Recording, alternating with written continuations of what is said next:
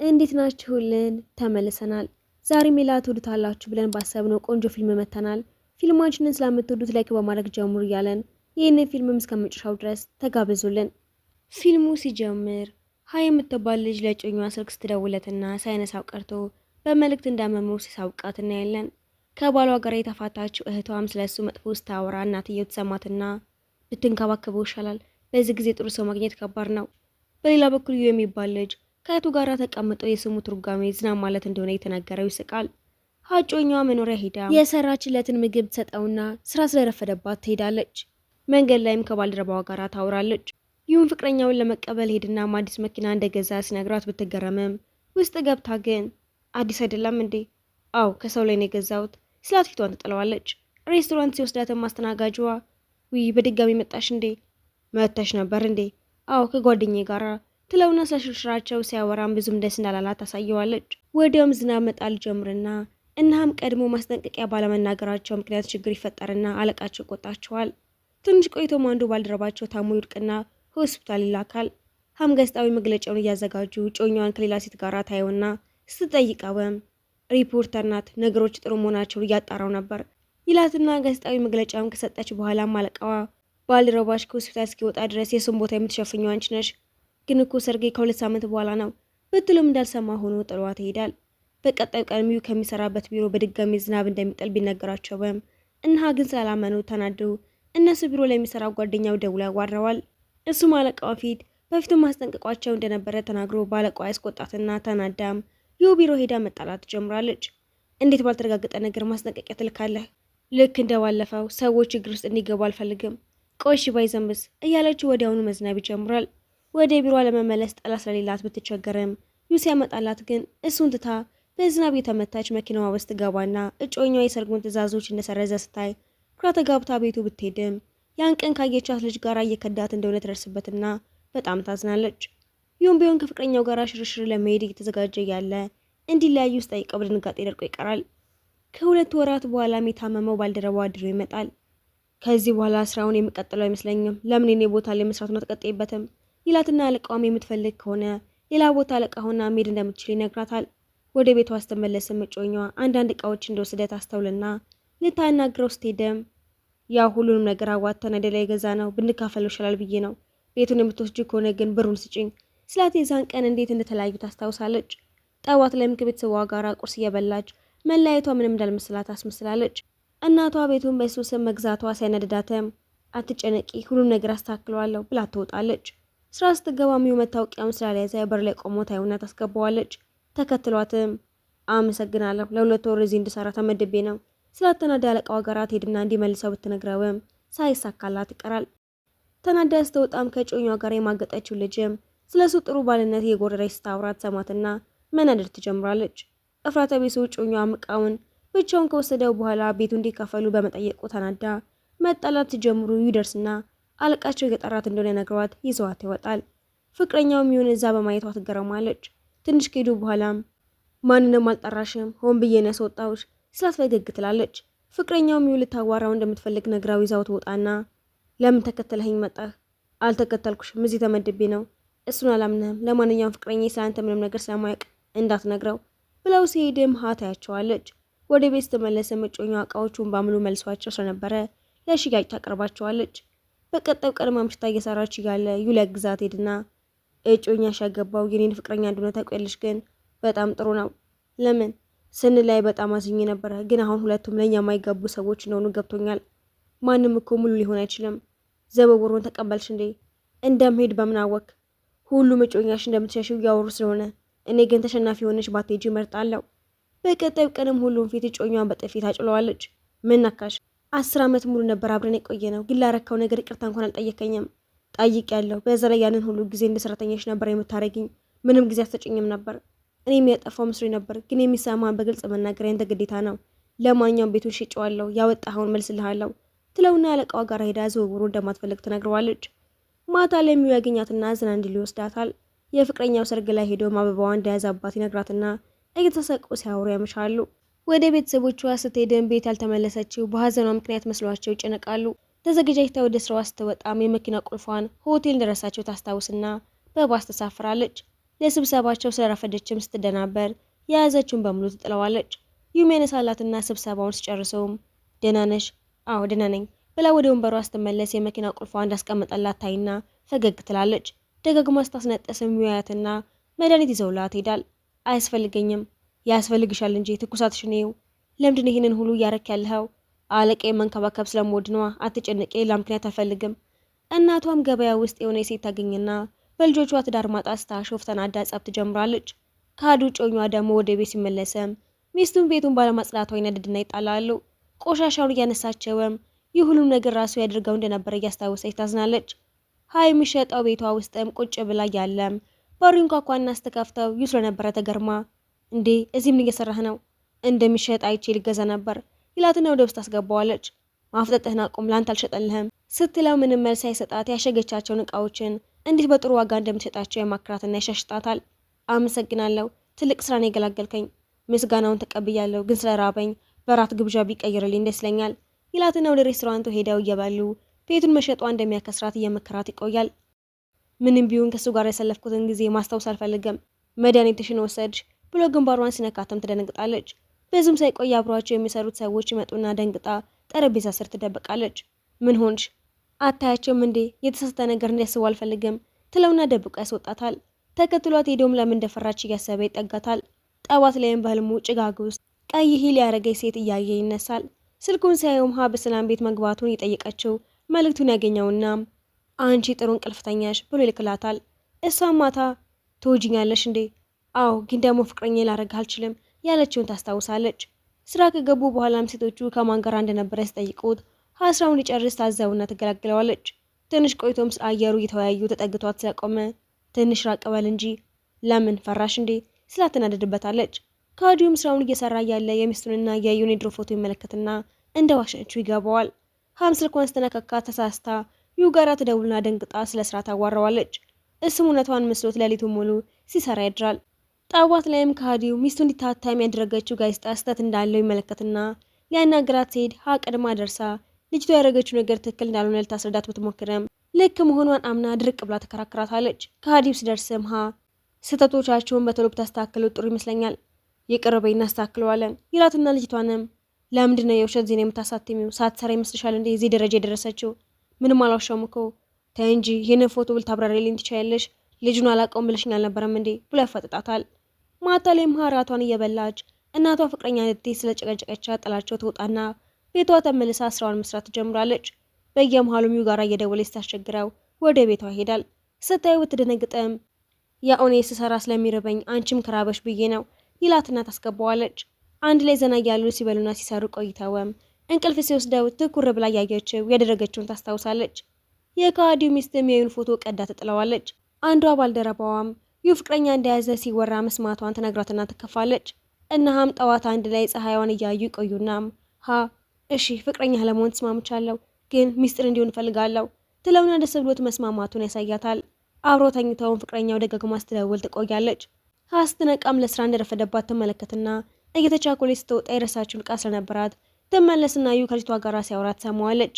ከማን ጋር ነበር የምታወራው? ስላረፈደብሽም እንዴ ልሸኝሽ ብሎ ወሬውን ያስቀይራታል። መኪና ውስጥም ደጋግማ ስትደውለት ሳይነሳላት ይቀራል። ግን በነገሩ ትረበሻለች። ሰው እንዳያት ብላ ለመውረድ ብትሞክረም አንዱ ባልደረባቸው ግን ይመለከታቸዋል።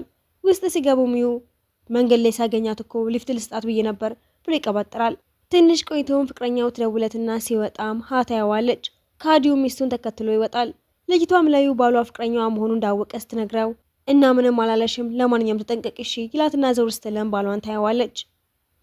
እሱም ጋራ ጠጋ ብሎ ከዚህ በኋላ ሚስት ያጠገብ ባላ ሂድ ይስለኛል ብሎ ያስጠነቀቀውና ጋራ ሄዶም ሚስት የዩ ፍቅረኛ እንደነበረች ታውቂ ነበራ፣ ለተበቀኛ አሰበሽ ነው ዩዚ እንዲሰራ የመጣሽው? ያንን ያህል ስላንተ የማስብ ይመስላል እንዴ? ስራ ፈት እኮ አይደለሁም ብላ እግሩ መታው ትሄዳለች። ወደ ቢሮ ውስጥ መለስ የሚከተላትን ነቅፋታል። ምን እያረክ ነው? ቢሮ ውስጥ ርቀታችን መጠበቅ አለብን አላልኩህም እንዴ? አይዞሽ ማንም አያይንም። እና ደግሞ ባሏ እውነቱ እንዳወቀ ልትነግረኝ ነበር የደወለችልኝ ይላትና ትንሽ ያወራሉ። ሲወጡም ዝናብ እየጣለ ስለነበረ ኃይለኛ ጎርፍ ይነሳል። ቀድሞውኑ ባለማሳውቃቸው የተጎዱ ሰዎች እንዳሉ ሲሰሙ ይጨነቃሉ። ወደ ወንበሯ ተመልሳ ፋይሎች ውስጥ ጥላቸውም ባልደረቧ እየረዳቻት ታረጋጋታለች። በጎርፉ ጠፉ የተባሉት ሰዎች ሲገኙም ሁሉም ደስ ይላቸዋል። ማታ ለሚው ስልክ ይደወለትና ወደ ሆቴል ይሄዳል።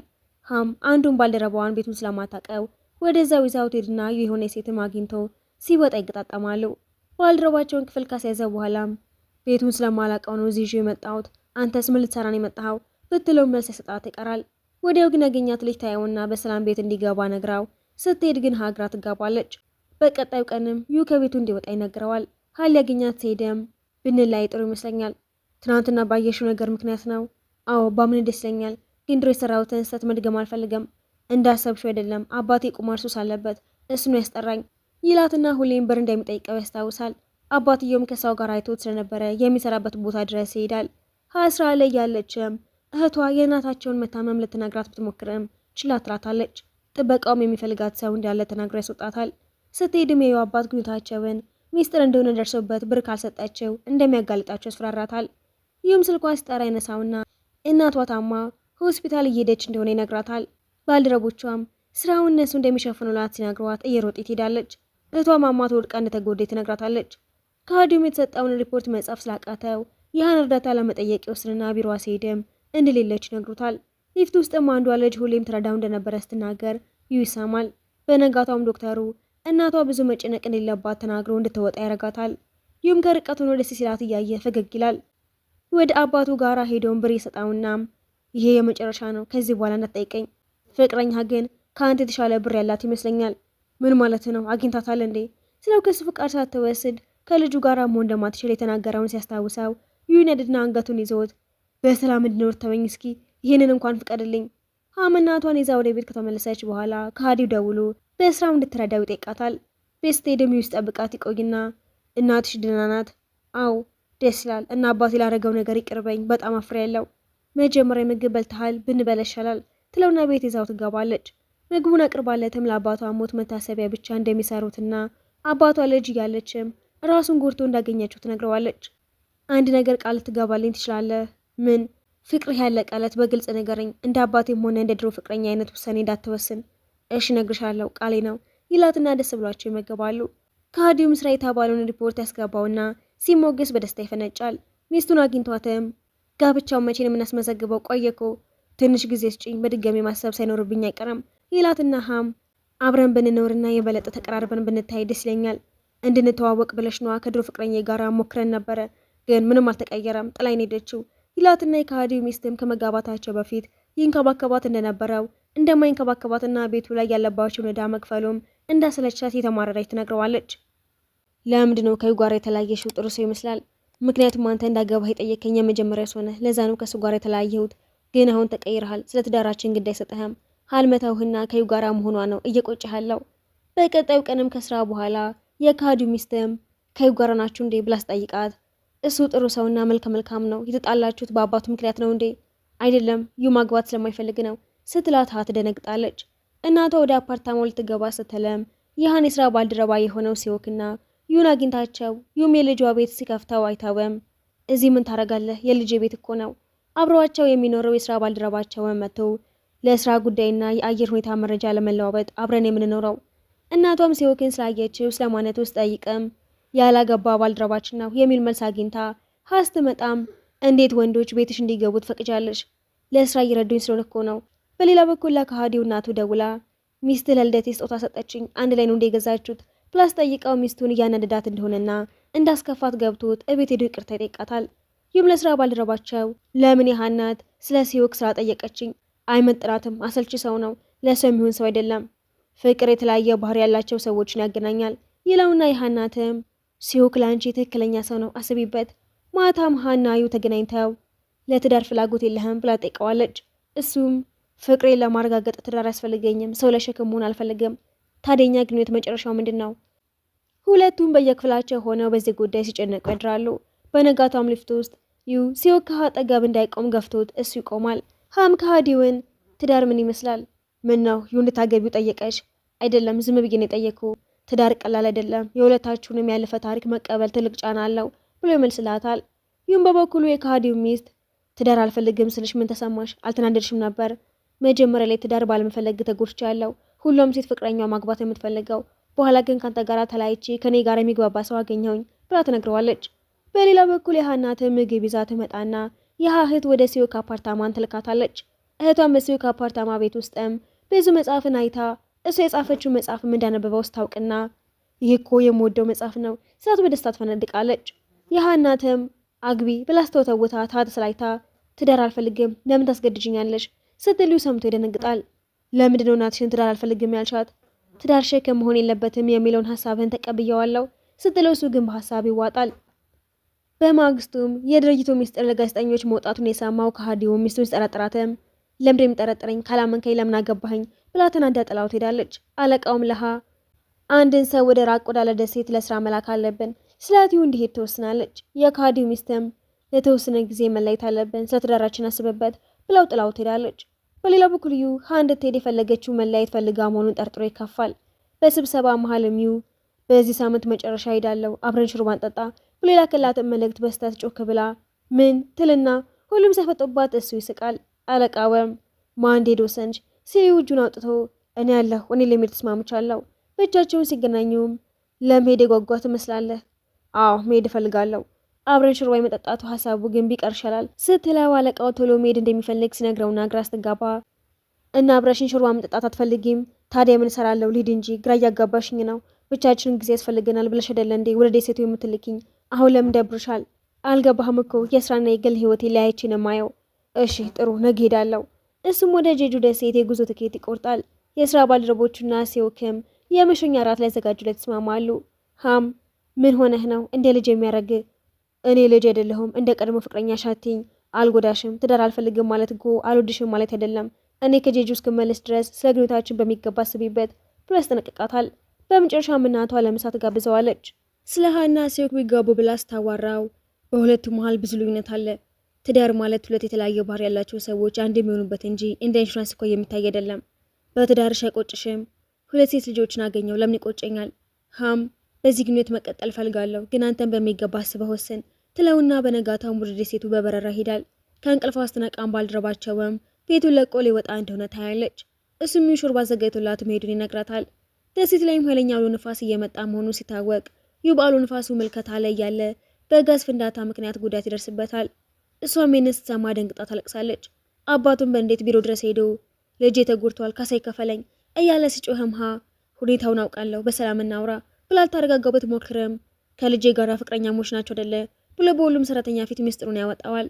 ከሃዲውም ሚስቱም ወደ ደሴቱ ስለሄደችም ከሃ ጋር ሆነው ወደ ደሴቱ በአስቸኳይ ሄደው ሃም በሆስፒታል ውስጥ ሚዩን አቅፋው ታለቅሳለች። አባቱም ሆስፒታል መጥቶ የጉዳት ሪፖርቱን አሳዩኝና ካሳ ልቀበል እያለ ሲጨቃጨቅም ዩ ተናዶ ከዚህ ሂድ በቃ ይለዋል። ይሁም አባቱን ገንዘቡን ለቁማር ነው ወይስ ለፍቅረኛን የፈለከው ስለው አባቱ በጥፊ መታውና ሲወጣ ሃ ተከትለው አባቱን ይዛ በመምጣቷ ይናደድባታል። እሷም ግንኙነታችን እንዲሳካል ብዬ እንጂ ልጎዳህ አልነበረም ይቅርታ ብላ ትለምነዋለች። ስለ ግንኙነታችን አስብበት ብለሽ ነበረ ከአንቺ ጋር ለመለያየት ወስኛለሁ ብሏት ይሄዳል። በአውሎ ንፋሱ ምክንያቱም ሃ ወደ ማዕከል ሄዳ ስራዋን ስትቀጥል ይህ ሆስፒታል ወጥቶ እዛው ሲሄድም ወደ ሆስፒታል ተመለስ ብትለውም ደህና ነኝ ብሎ ስራውን ይቀጥላል። በሌላ በኩልም ከሃዲው ተንበርክኮ ሚስቱን ይቅርታ ያስጠይቃትና እሷም ይቅርታ ታደርግለታለች። ማታ ላይም ለአባትሽ የምታሳየው ባህሪ ጥሩ አይደለም፣ የኔ አባት አይደለ ለምንድነው የሱን ወገን የምትይዘው? እንደዚህ አትበይ፣ አባትሽ ነው፣ ቃላቶችሽ ይጎዱታል እያለ አስጨቃጨቀው። አባቷ ሰምቶት ጎትቶ ያስወጣውና ከመጋባታችሁ በፊት እንዳትጎዳ አላልኩህም እያለ ሊመታው ሲሞክር አባዬ ጣልቃ ትግባ ብላ ስትከላከለው አባቷ ለመጀመሪያ ጊዜ አባዬ ተብሎ በመጠራቱ ደስ ይለዋል። ሃና ዩም በአውሎ ንፋሱ መሃል በመርከብ ላይ ሆነው መረጃ ያሰበሰቡ። ሃም መለየት አልፈልግም፣ ስለ ግንኙነታችን የምናስብበት ተጨማሪ ጊዜ እፈልጋለሁ። እህቷም ከዚሁ ጋር ፍቅረኛ አለመሆን ይስማማሉ እና ሃም ወደ ከተማው ሲመለሱ ዩም ነገ እቃዎችን ከቤትሽ ወስዳለሁ። ቢሮ ውስጥ ግን ሁሉም ሰራተኛ ስለ ፍቅራቸው ማወቁን ሲሰማ ይደነግጣል። ሃም ማታ ላይ እቃውን ሊወስድ ሲመጣ ሁሉም ሰው ስለኛ ያውቋል ስትለው እናቷ በድንገት መታ ሁለቱ የተነሱን ፎቶግራፍ ታሳያቸው። ሃም ተለያይተናል ብላ እናቷን ትሳምናቸዋለች። ከሃዲውም ለሚስቱ ምግብ ያዘጋጅላትም እሷ ግን እያቅለሸለሻት እንደሆነ ትነግረዋለች። ጎበዝ ባል ለመሆን እየሞከርኩ ነው ጊዜ ስጪኝ ብሎ ይለምናታል። ቢሮ ውስጥም ሰራተኞቹ ስለ ሃና ስለ ዩ ግንኙነት ሲያወሩም ዩ ሰምቶ ይከፋዋል። ከሃዲውም እኔና ሀስንን ላይ ሰው በጣም ተጎድታ ነበር። ክድሃት እኮ ነው ራሱ የተወች። አዎ ግን ይሄ ሰዎችን አይታያቸውም፣ ሁሌም ሴቷን የሚወቅሱት፣ ስለዚህ ከሰዋ ጋር እንዳትለያይ ብሎ ይመክረዋል። በመጨረሻም ሃን አሁን መለየታችን በምስጢር መያዝ አለብን ሌላ ሀሜት እንዳይነሳ ይላትና የከሃዲው ሚስትም ዩን አግኝታው ባሌ እርጉዝ መሆኔን ስነግረው ደስ አላለውም። በሌላ በኩልም ከሃዲውም ለሃ በገንዘብም ራሱ አሁን ልጅ ለማሳደግ ብቁ አይደለሁም። አንቺ ላይ ራሱ ያለብኝን አልከፈልኩሽም። እሺ ግን በልጁ ደስተኛ አይደለህም። እሱ ማደስ ብሎኛል። ስለዚህ ወደ ሚስት ሄደ ደስታን አክብር ስትለው ሚስቱ እንዲኮራ አድርጎ ይጠብቃትና ያቅፋታል። ይህም ወደ ሀናት ጋር ሄዶ እያወሩ እናቱ በልጅነቱ እንደሞተችና አባቱም አደጋ ደርሶበት ስራ እንዳቆመ ይነግራታል። አባቱም ታሞ ለዩ እንዳትነግረው ያስጠነቅቃታል። ቤት ስትገባም እናቷ ከዩ ጋር መለያየታቸውን ስትነግራትም ጥሩ አረግሽ፣ ሁሉም ግንኙነት ወደ ጋብቻ አያመራም። ዩ ስልኩን ረስቶ ስታየው መጥቶ እንደነበረ ይገባታል። በነጋቷም ስልኩን መልሳለት በጣም ነው የምወድሽ፣ አንድ ላይ እንመለስ ስላት ጥላው ትሄዳለች። እሱም አባቱ እንደታመመ አውቆ ሲያለቅስም ፖሊሶች ኢንሹራንስ አታለው ብር በመውሰዱ ሊያስሩት ሲመጡ የበለጠ አዝኖ እንደተቀመጠ ሀመታ ፖሊስ ለመታመሙ አውቀው እንደታውትና እንዳይጨነቅ ነግራው ሲያለቅስ ለታጻናው ስትሞክር ስለ እኔ መጨነቅ አይጠበቅብሽም ብሏት ይሄዳል። እሷም ለስራ ባልደረባዋ መለየታቸውን ስትናገሩ ይሰማል። ከአዲሁም የልጁን የልብ ምት አሳምተዋት ከዩ ጋር ለመለያየት ታስቢያለሽ፣ ግን እሱ አሁንም ይወድሻል፣ እንደ ጓደኛ እንዳትታዩ መክርሻለሁ ይላትና ዩም አባቱን ኩስቱ አላትውት ሲፈልገው ቆይቶ ይደውለትና ሀን ከህይወት እንድትወጣ እንዳትፈቅድ ጥሩ ሴት ናት። እኔ ጥሩ አባት ስላልሆንኩልሽ ሸክም ልሆንብህ አልፈልግም። አባዬ እንደሷ አትበል፣ የፈለግከውን አረጋለሁ፣ ተመለስ። አይሆንም፣ ልታገኘኝ እንዳትሞክር። ከሃዲው ሚስቱ መንከባከቡን ይቀጥላል። የሀናትም አሁንም ይሁን ትወጂዋለሽ፣ እሱም ይወድሻል፣ እንዳይጎዳሽ ስለፈራ ነው ስለ ወደፊቱ መጨነቅ ትተሽ ያለሽን ዛሬ ኑሪ፣ ያኔ ደስተኛ ትሆኛለሽ ስትላት ከእሱ ጋር ያሳለፈችውን አስታውሳ ሲገናኙ መጀመሪያ ስለተገናኙበት ቀን ሲያወራም ያኔ በጤነኛ አመለካከት ተማርኪ ነበር፣ አብሬ ሲሆን ግን ከሰዎች ለመደበቅ የምትሞክረውን ጭንቀትን አየሁት ትለውና ፍቅራቸውን ይገላለጻሉ። በነጋታው ሚው አባቱን ለመንከባከብ ወደ ቤቱ ያመጣዋል። በመጨረሻ ሚው ለሃ ሀብል አድርጎላትም የጋብቻ ጥያቄ ያቀርብላትና ስትስማማ ደስተኛ ሲሆኑም እያሳየን ፊልሙ ይጠናቀቃል።